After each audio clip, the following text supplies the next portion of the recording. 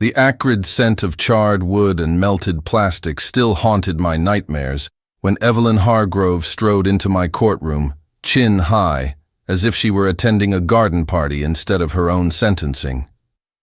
That same predatory smirk, the one she'd worn while vandalizing my late father's antique fence with spray paint. The one she'd flashed while extorting thousands from our elderly neighbors under bogus fines. The one she'd surely had as she doused my home in accelerant and struck the match that erased 2 decades of family history in flames. But this suburban tyrant had overlooked one crucial detail in her campaign of terror. She never paused to discover who she was targeting. I'm not just another beleaguered homeowner she could intimidate into silence. I'm Circuit Court Judge Harlan Whitaker, and she'd just committed felony arson against the very judge presiding over her escalating list of charges in this county. 2 years of relentless harassment. 1 devastating blaze. She believed incinerating my house would break me. Instead, she ignited the fuse that would dismantle her web of deceit.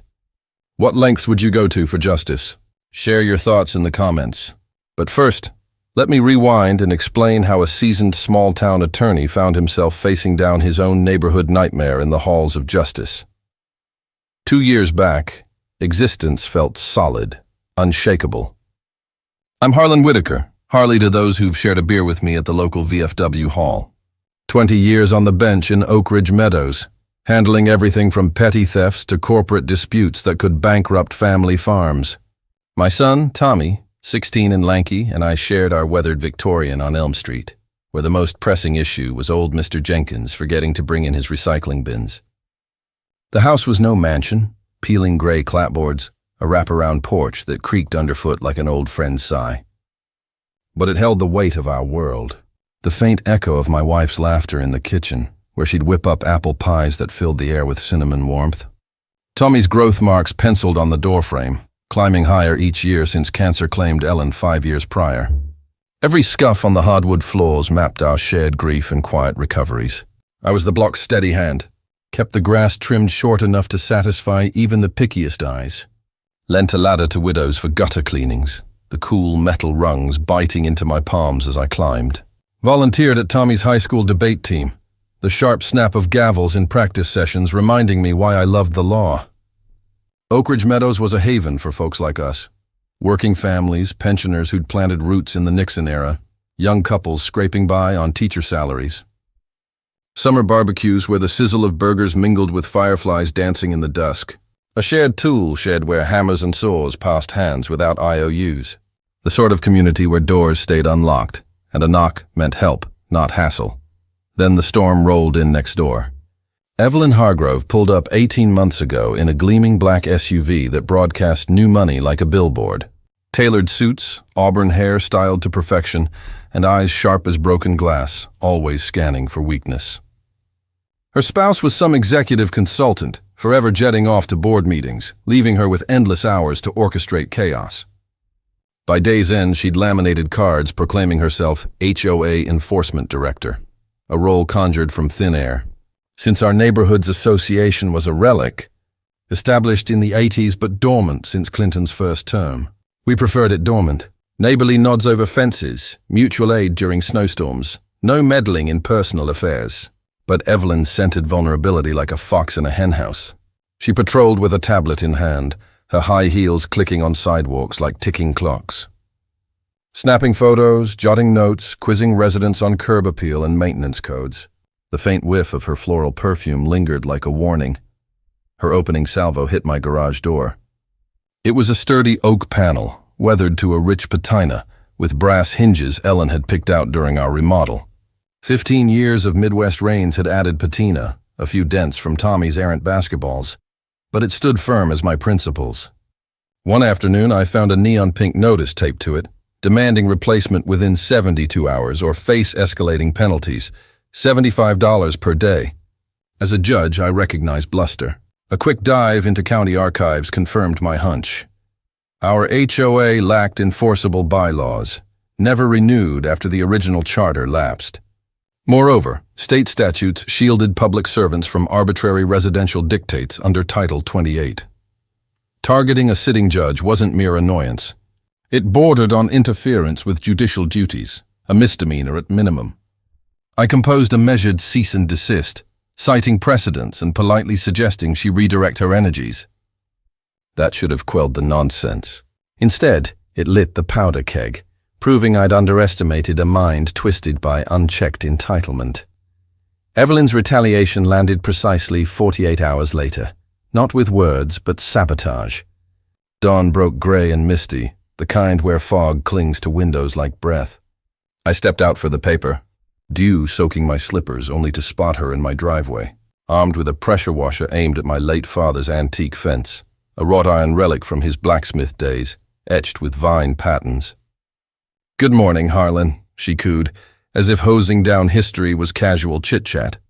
"Just addressing your little eyesore issue." The chemical tang assaulted me, paint stripper, harsh and unforgiving, eating away at the black enamel. "What in God's name are you doing?" "Enhancing compliance," she replied, that smirk curling. "This rust trap poses a tetanus risk to neighborhood kids." My pulse thrummed in my ears. That fence wasn't decor. It was heritage. Ellen had polished it annually, her hands leaving faint oil prints I could still trace. The week before her diagnosis, she'd leaned against it, watching Tommy play catch, whispering promises of family barbecues to come. "There's no hazard here," I ground out. "Oh, but documentation says otherwise. I've logged complaints from concerned parents." She waved a sheaf of papers, fabricated gripes about safety lapses.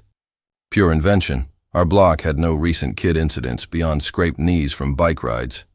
"Cease this immediately. You're on my land, damaging heirlooms." Her chuckle sliced the air like ice cracking. "Darling, community standards trump personal sentiment."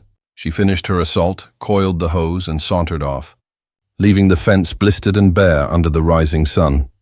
That evening, as rain pattered on the roof, I stared at the ruined ironwork, its twists now raw and exposed. Resolve hardened in my chest like cooling steel. I skipped dinner and rigged a full surveillance setup. 4 cameras with infrared perimeter alerts, tamper-proof mounts. Judicial experience had schooled me. Bullies thrive in shadows. Home recording laws favored owners capturing public view acts, especially serial vandalism. The system activated dividends in days. 3:12 a.m., my alert chimed. Footage showed Evelyn, cloaked in dark sweats like a midnight marauder, slipping into my yard with cans of spray paint and forged citations. Clear as daylight in night vision, her tagging the fence with non-compliant in garish red, then tucking phony violation slips into my mailbox. The docs were elaborate forgeries, bogus neighbor endorsements decrying devaluation, invented assembly minutes authorizing corrective measures. But she slipped fatally. One signature mimicked old Mr. Jenkins, whose Parkinson's rendered his scrawl illegible. Mr. Jenkins, who'd confided over coffee that our new arrival reeked of trouble. I held prosecutorial gold, visual proof, witness potential, intent to defraud. Dawn saw me at the sheriff's office, dossier in hand, pressing charges with Deputy Carla Ruiz. That's when the rot revealed itself. "Mr. Whitaker," Ruiz sighed, pushing back my folder untouched. "Ms. Hargrove's a model citizen, PTA chair, food bank donor. Sure this isn't stress from the bench clouding things?" Bile rose sharp. "Stress? Widowers see phantoms sometimes. Maybe counseling over accusations." Clarity struck. Evelyn hadn't just struck my fence. She'd infiltrated the system, turning allies against me. 3 weeks post-fence debacle, she pivoted to kin. My brother Nate flew in from Seattle for Tommy's soccer finals, his rusty pickup a road warrior bearing gifts and tales of Ellen's wild youth. We spent Friday Eve in the garage, wrenching on Tommy's bike, grease mingling with Nate's pine-scented aftershave amid laughter echoing off walls. He parked in the drive come midnight, standard for guests. 5:45 a.m., hammered awake by engine rumble, Tommy yelling, "Dad, they're hauling Uncle Nate's truck."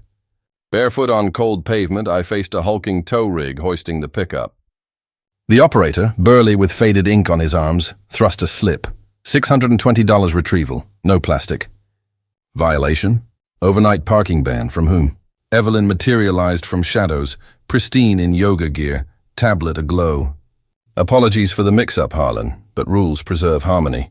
She flourished a pamphlet. Slick print, sham emblems, new edicts barring transient vehicles. Insanity. Nate's truck deemed commercial over toolbox stickers. This is family transport. Aesthetic infractions degrade values. The rig growled away as I pieced it. Tow firm was Ruiz Hauling, kin to Deputy Ruiz, who'd stonewalled me. A closed loop of graft. That day, as Nate Ubered to reclaim his ride, I burrowed into records at the courthouse. HOA Phantom since '84, no teeth. Then patterns. 52 citations in months, all Evelyns, preying on widows, vets, low income. Tow links to Ruiz kin, priors for extortion. A syndicate bleeding the vulnerable. But proof needed fortification before exposure. Evening found Tommy piecing a torn photo from Nate's dash. Ellen coaching his first goal. The tow guy ripped it, he murmured, eyes damp. I can mend it. Watching him salvage that fragment froze my mercy. They weren't just thieving. They were fracturing our remnants. I'd forged their end. 2 weeks after Evelyn Hargrove's goons towed my brother's truck, she crossed a line no decent human would dare. She targeted my son, Tommy. It was a crisp Thursday afternoon, the kind where the air smells of fallen leaves and the sun casts long shadows across Oak Ridge meadows. I was in my chambers mid-ruling on a zoning dispute when my phone lit up with urgent texts from Tommy's school. 9 messages in 10 minutes, each more desperate. Mr. Whitaker, Tommy's in distress. He saw strangers at your house. He's shaking, won't talk. My heart seized, the familiar metallic taste of dread flooding my mouth.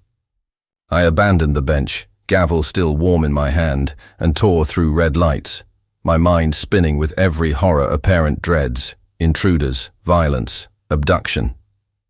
I found Tommy in the counselor's office, curled into himself, clutching his backpack like a lifeline.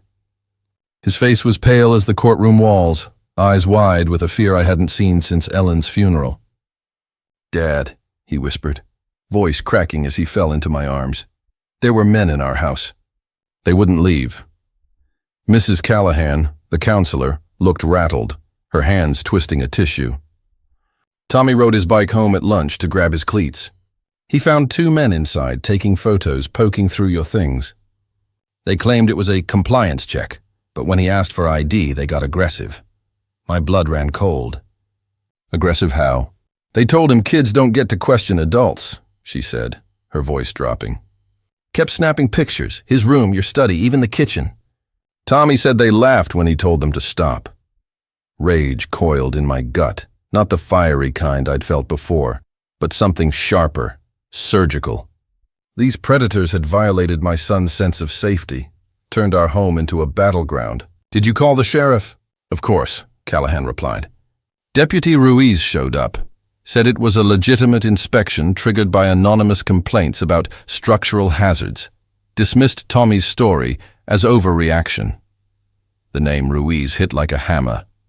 Same deputy who'd brushed off my vandalism evidence. The conspiracy was tightening its noose. I drove Tommy home, his hand gripping mine so hard my knuckles ached. He recounted every detail in a halting whisper. The strangers' heavy boots thudding on our floors, the click of their cameras, the sour reek of their chewing tobacco tainting the air. They'd rifled through his desk, his soccer trophies, even Ellen's old recipe box, her handwriting still vivid on faded index cards. But arrogance leaves breadcrumbs. Behind Tommy's bed, I found a glossy business card. Hargrove Property Solutions, LLC, registered that very day to a non-existent address. The lead inspector listed was Curtis Hargrove, Evelyn's deadbeat nephew, whose only credentials were a string of petty theft arrests and a revoked contractor's license. The audacity was almost artful. She'd spun a fake company in her own name to justify terrorizing my child. That night, as Tommy slept on the couch, too scared to face his bedroom, I filed an emergency injunction. 18 months of harassment, forged credentials, child endangerment. Judge Margaret Klein, a friend since law school, signed it by midnight. Evelyn was barred from my property, my son, or me for 9 months. Breach meant immediate arrest, felony charges. Victory tasted sweet for exactly 12 hours. Friday dawned with a chill, frost glazing the grass. I stepped onto my porch for coffee, the mug's warmth seeping into my palms, when I heard voices. Evelyn stood across the street, laughing with 2 deputies, her scarf fluttering in the breeze like a flag of triumph. She caught my eye, offered a mocking wave, and pressed a handkerchief to her face as if wiping tears. Deputy Ruiz, same as always, approached with a clipboard, his boots crunching gravel. "Judge Whitaker, we've got a problem. Ms. Hargrove claims you harassed her last night. Threatened physical harm. Said you'd make her regret ever crossing you. Filed a formal complaint." My breath caught, sharp as glass. "That's absurd. I was at the courthouse until 8 p.m., then home with Tommy. Checked the school logs, my staff's affidavits." Evelyn's performance was flawless. Quivering voice, eyes glistening. "I understand you're grieving, Harlan, but threatening to end me in front of my own home?" "I had to protect myself," Ruiz cut in, his tone heavy. "She filed a counter-injunction this morning. Claims you've been tailing her, photographing her car, intimidating her at the market. Judge signed it an hour ago." The trap snapped shut. Dueling restraining orders, each painting the other as the aggressor. A legal quagmire designed to paralyze justice while Evelyn ran rampant. I retreated inside, the porch boards creaking under my weight, and dug into the county's digital archives from my laptop. The pattern was grotesque. Evelyn's complaints, 63 in 2 years, targeted the vulnerable: single moms, retirees on fixed incomes, immigrant families. Each paired with towing records from Ruiz Hauling, operated by Carla Ruiz's cousin, Victor, a felon with a rap sheet for racketeering. The scheme was elegant in its cruelty. Evelyn fabricated violations, Ruiz dismissed complaints, Victor's tow trucks reaped the profits. Thousands extorted monthly, laundered through fake inspections and fines. But I needed airtight evidence to break their machine. That afternoon, Tommy sat at the kitchen table, sketching Ellen's old flower garden to calm his nerves, the scratch of his pencil loud in the silence. A photo slipped from his sketchbook, him and Ellen planting tulips, her smile bright as spring. "It was in my desk," he said, voice small. "They touched it, Dad. I found it crumpled." That image, my son fighting to preserve his mother's memory, sharpened my resolve to a blade's edge. These weren't just crimes. They were assaults on our souls. I doubled my surveillance, adding encrypted backups and a hidden camera in the mailbox. 3 nights later, 2:19 a.m., my phone buzzed. Footage caught Evelyn's nephew Curtis creeping through my yard, spray painting "delinquent" across my garage door, then planting more forged notices. The papers cited community votes never held, signed by neighbors who'd moved years ago. I cross-checked. Curtis's LLC was a shell, linked to Evelyn's husband's offshore accounts. This was my dynamite. Video, financial trails, fraud on record. I marched to the sheriff's station at dawn, evidence triple backed up, and demanded a meeting with Sheriff Langston, Ruiz's boss. Langston, a grizzled vet who'd known Ellen, listened stone-faced as I laid out the syndicate: Evelyn's fake HOA, Ruiz's complicity, Victor's towing racket. He took the USB drive, promising a full investigation. But hours later, my inbox pinged with a scanned letter, Evelyn's latest complaint, alleging I'd bribed witnesses to smear her. The sheriff's office was reviewing all claims impartially. Doubt crept in like damp rot. Had she gotten to Langston too? Then came the fire. A Tuesday night, 11:47 p.m. Tommy was at a sleepover, thank God. I was up late, drafting motions, the desk lamp casting a warm pool over Ellen's old law books. A crackle outside, like twigs snapping, then the stench of gasoline. I bolted to the window, flames licking up the porch, orange tongues devouring the clapboards. The smoke alarm shrieked as I grabbed my phone and laptop, sprinting barefoot into the yard. Sirens wailed distantly as the Victorian burned, Ellen's recipe box, Tommy's trophies, the door frame with his growth marks, all consumed. Firefighters battled for hours, but the house was ash by dawn, the fence a twisted skeleton. Arson investigators found accelerant traces, deliberate patterns. My cameras, melted but cloud-backed, showed a hooded figure, Curtis's build, pouring fuel at 11:43 p.m. Evelyn's smirk as she drove by at midnight sealed it. She'd burned my world to cinders thinking it'd crush me. Instead, she'd handed me the gavel to end her reign. The acrid bite of smoke lingered on my clothes for weeks after Evelyn Hargrove torched my Victorian, a constant reminder as I sifted through the rubble under overcast skies. Charred beams jutted like broken bones, the air thick with the scent of wet ash and defeat. Tommy and I crashed at my sister's place across town, her spare room a makeshift bunker where his quiet sobs echoed at night. But grief sharpened my focus, turning loss into fuel. As a judge, I knew the system's gears, slow but inexorable when oiled with evidence. I couldn't preside over Evelyn's case. Conflict of interest would taint it. Instead, I became the star witness, channeling 20 years of courtroom battles into dismantling her empire from the stand. The fire marshal's report landed like a gift. Arson confirmed. Gasoline trails leading to a discarded canister traced to Curtis's garage. My cloud backup survived, framing his silhouette in high-definition gilt. Evelyn thought fire erased trails. She forgot digital footprints endure. I met with the district attorney, Rebecca Santos, in her cluttered office, fluorescent lights buzzing overhead like angry bees. Santos, sharp-eyed and relentless, had prosecuted bigger fish, corrupt mayors, drug rings. But she leaned forward as I unpacked the dossier. Timelines of harassment. Forged documents, the towing scam's financials. "This isn't just arson, Harlan," she said, tapping the stack with a manicured nail. "It's racketeering, extortion, conspiracy. RICO potential, if we link the offshore accounts." I nodded. The weight of Ellen's photo, salvaged from Tommy's sketchbook, heavy in my pocket. We subpoenaed records, bank statements showing kickbacks from Ruiz hauling to Evelyn's HOA fund, a slush account disguised as community dues. Neighbors, once silenced by fear, trickled in with statements. Widows fined for unsightly walkers. Vets towed for vintage plates. Mr. Jenkins, trembling but resolute, described Evelyn's threats over his Parkinson's shaky signature on a fake petition. The web unraveled thread by thread. Arrests came swift, under a drizzling dawn. I watched from my sister's window as cruisers swarmed Evelyn's manicured lawn, red and blue lights pulsing like a heartbeat. She emerged in silk pajamas, hair disheveled, that smirk replaced by wide-eyed shock. "This is a misunderstanding," she protested, voice pitching high as cuffs clicked shut. Curtis followed, blubbering denials from his trailer park hideout. Deputy Ruiz surrendered his badge quietly, his brother Victor fleeing but caught at the state line with a trunk of falsified towing logs. The sheriff's office purged the rot. Langston, cleared of involvement, vowed reforms. Bail hearings dragged under stormy skies.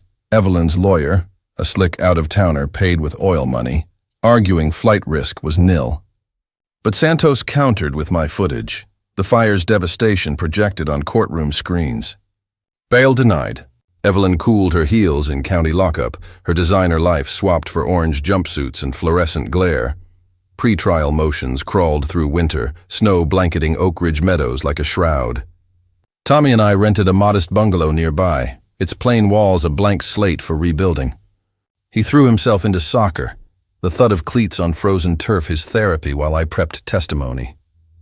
Evelyn's team slung mud, claims I'd fabricated evidence in grief-fueled vengeance, that the fire was insurance fraud on my part.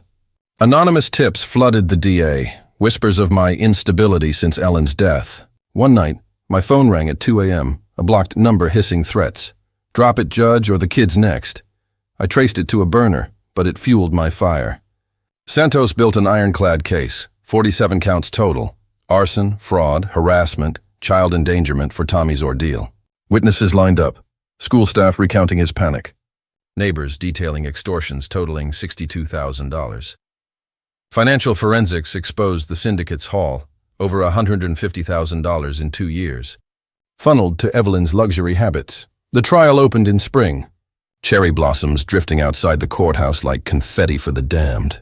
I took the stand first, the wood smooth under my palms, the gallery packed with Oak Ridge faces, supporters, and the curious. Under oath, I recounted every assault, the fence's ruin, the towing heist, intruders in our home. Exhibits flashed, videos of midnight vandalism, scorched remnants of Ellen's recipes. "This wasn't about standards," I said, voice steady despite the knot in my throat. "It was power, predation on the vulnerable." Cross-exam tested me. Evelyn's lawyer probing for bias, suggesting my judicial role-colored perceptions. But facts held firm, my responses clipped professional. Tommy testified next, his lanky frame small in the witness box, describing the men's intrusion with a quiver that silenced the room. "They touched Mom's things, he said, eyes on me. Made me feel like our house wasn't safe. The jury, blue-collar folks, retirees, shifted uncomfortably, one dabbing eyes. Evelyn's defense crumbled like ash. She took the stand, poised but brittle, spinning tales of community service, twisted into harassment. I was helping, she insisted, voice saccharine. But Santos dismantled her. Helping by burning a judge's home? Projections showed the fire's fury. My surveillance pinning Curtis and texts linking him to Evelyn. Handle the problem tonight. Co-conspirators turned state's evidence. Ruiz spilling for leniency. Victor cracking under RICO threats. Closing arguments sealed it. Santos painting Evelyn as a suburban sociopath. Me as the voice of the victimized. The jury deliberated 3 hours, returning guilty on all counts. Gasps rippled. Evelyn slumped, mask cracking into tears. Not remorse, but defeat. Sentencing day arrived humid. Thunder rumbling distant warnings. I presided over unrelated cases that morning, the gavel's crack echoing my resolve. Then Evelyn entered my courtroom, shackled, diminished, but chin-defiant. As presiding judge for her case? No.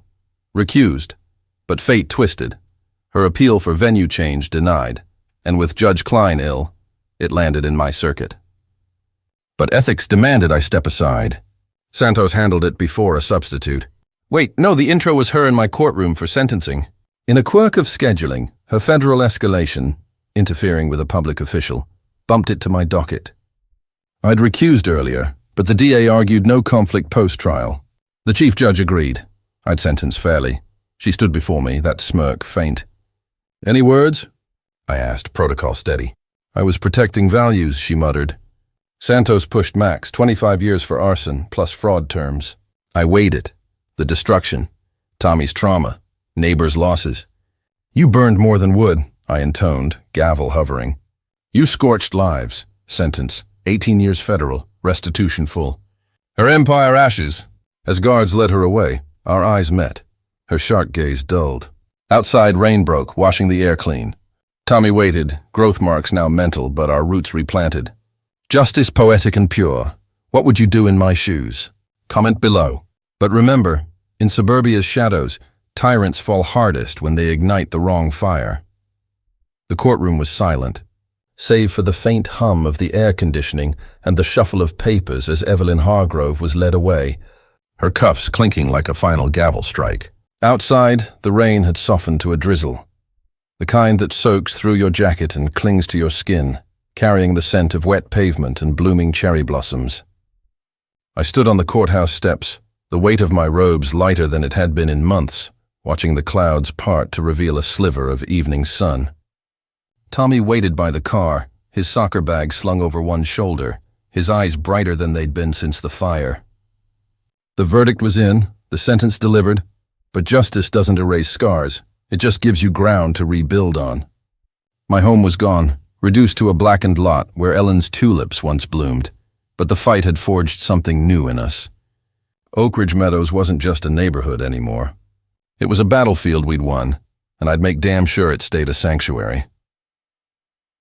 Back at our rented bungalow, the air smelled of fresh paint and takeout pizza, a far cry from the charred ruin we'd left behind. Tommy sprawled on the couch, sketching a new design for a garden we'd plant once we found a permanent place, a tribute to his mom with her favorite red tulips. I sat at the kitchen table, sifting through emails from neighbors. Each one a brick in rebuilding our community. Mrs. Larson, the widow down the street, offered to host a block party, her handwriting shaky but resolute. Time to take back our streets. Harlan, Mr. Jenkins sent a photo of his restored mailbox, defiantly repainted in neon green to spite Evelyn's ghost. The DA's office forwarded updates. Curtis pleaded out, facing 7 years for arson and fraud. Victor Ruiz turned state's evidence, exposing a second towing racket in the next county. Deputy Ruiz was under internal review, her career in tatters. Evelyn's offshore accounts were frozen, her husband's lawyers scrambling to distance him from the fallout. The syndicate was a house of cards, collapsing under the weight of truth, but closure isn't a gavel's bang, it's a slow stitch. That night I walked the old lot, mud sucking at my boots, the air heavy with damp earth. The Victorian skeleton loomed in the moonlight, a jagged outline against the stars. I found a singed fragment of Ellen's recipe box, a card for her apple pie, the edges curled, but her looping script intact. I tucked it into my pocket, next to Tommy's photo, and felt the ache ease just a fraction. Rebuilding would take time, insurance battles, architects, permits, but we'd lay every brick with purpose. I'd already met with the county clerk to dissolve the sham HOA, replacing it with a true community council, transparent and elected. Neighbors volunteered, Larson for treasurer, Jenkins as historian, keeping our story alive to warn future tyrants. Oak Ridge Meadows would be ours again, no clipboard-wielding despots allowed. A week later, Santos called with news. Evelyn's appeal was filed, claiming judicial bias, my role in sentencing, a desperate grasp at freedom. But the evidence was a fortress, videos, financials, witness stacks. The circuit court dismissed it in hours, affirming 18 years. "She's done, Harlan," Santos said, her voice crackling through the phone. "You broke her machine." I thanked her, hung up, and stepped outside to find Tommy kicking a soccer ball against the bungalow's fence, the rhythmic thud a heartbeat of resilience. He grinned, a flicker of Ellen in his eyes, and I knew we'd survive this. The fire took our walls, but not our roots. The block party came that weekend, under a sky so blue it felt like defiance. Grills hissed, kids shrieked through sprinklers, and the air buzzed with laughter and charcoal smoke. I manned the burger station, the spatula's weight familiar in my hand, while Tommy refereed an impromptu soccer match. Neighbors swapped stories of Evelyn's reign, fines for unapproved birdhouses, threats over unmowed lawns. But the tales ended in triumph. Her arrest, the towed trucks returned.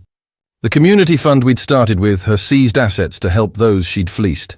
Mrs. Larson raised a lemonade glass, her voice carrying over the crowd. "To Harlan, who reminded us we're stronger than bullies," cheers erupted. And Tommy shot me a look, pride, not pain, for the first time in months. As dusk settled, fireflies blinking like tiny promises, I stood by the new community garden, where saplings replaced Evelyn's chaos. Tommy joined me, holding a seedling we'd plant tomorrow. Ellen's tulips, ordered special from a nursery upstate. "Think Mom would like this?" he asked, dirt smudged on his cheek. "She'd love it," I said, my voice thick. "She always said gardens outlast storms." We stood there, the night cool and quiet, the weight of loss balanced by the hope of new growth. Evelyn had burned our past, but she'd underestimated the fire in us. Oak Ridge Meadows wasn't just a place. It was a vow to fight for what's ours. What would you rebuild after a loss like that? Drop your thoughts below. But know this, in the ashes of suburbia, the strongest roots grow back twice as deep.